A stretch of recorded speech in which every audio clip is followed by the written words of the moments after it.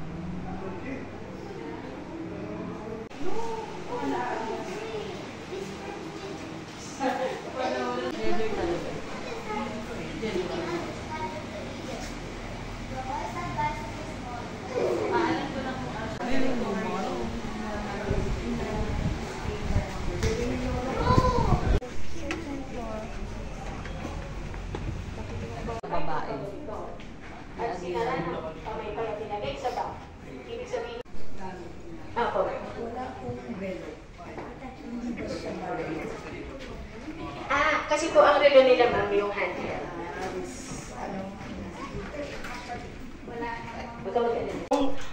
Gamot ng pamilya.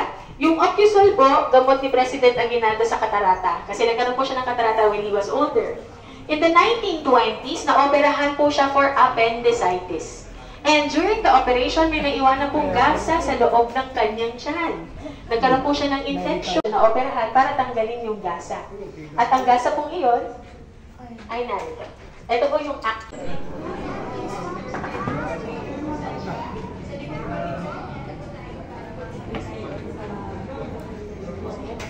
Mayan yung balto nila pag ano daw, nililigawan yung mga anak nila dyan.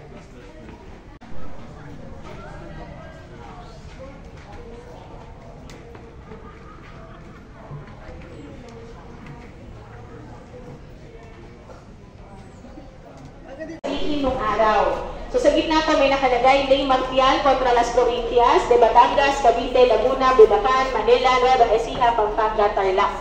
So yun po yung ibig sabihin ng araw, yung sinag. Walong probinsya na pa sa ilalim sa Ley Marcial or Martial. So tayong shell.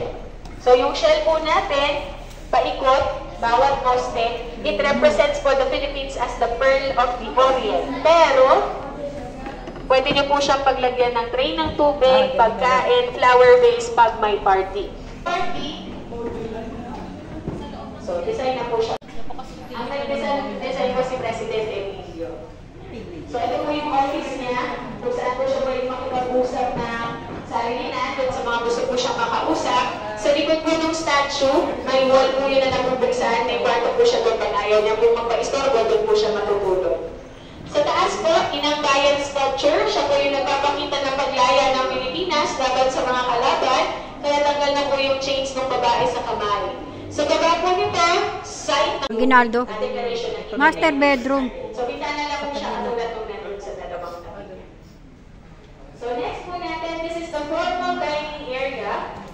So, dito po kumakain yung mga bisita kapag nasa ibabaw ng windows ay paintings po ng mga babae sa buhay ni Emilio. Nasa kaliwa po si Hilaria, yung first wife. Sa gitna po yung tatlong anak na babae. Sa kanan po ay si Maria Agoncillo, yung second wife, 9 years after mamatay yung first wife. Yung po sa harap, mukha po niyang flag. Ginamitan po yan ng tatlong klase ng kahoy para ma-achieve po yung flag design. Para po dun sa apat na maliliit na poste po natin para sa formal dining.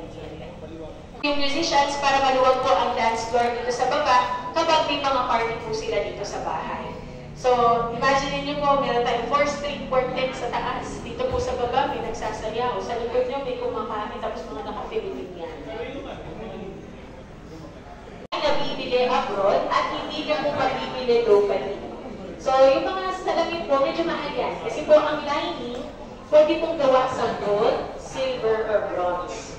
So, pag wala po kayo sa ganyang klase ng salamin, hindi po nababago o na-alter ang inyong reflection. Kumbaga sa phone natin, no filter.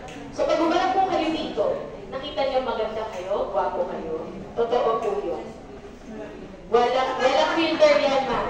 Pero kapag humarap po kayo dito, hindi niyo nagustuhan yung nakita niyo, ang gawin na lang po natin yung katotohanan, no? Tapos kung halimbawa din, humarap po kayo dito, may nakita po kayo na hindi ko nakikita, wala po akong pinalaman, no? Dun sa krimen.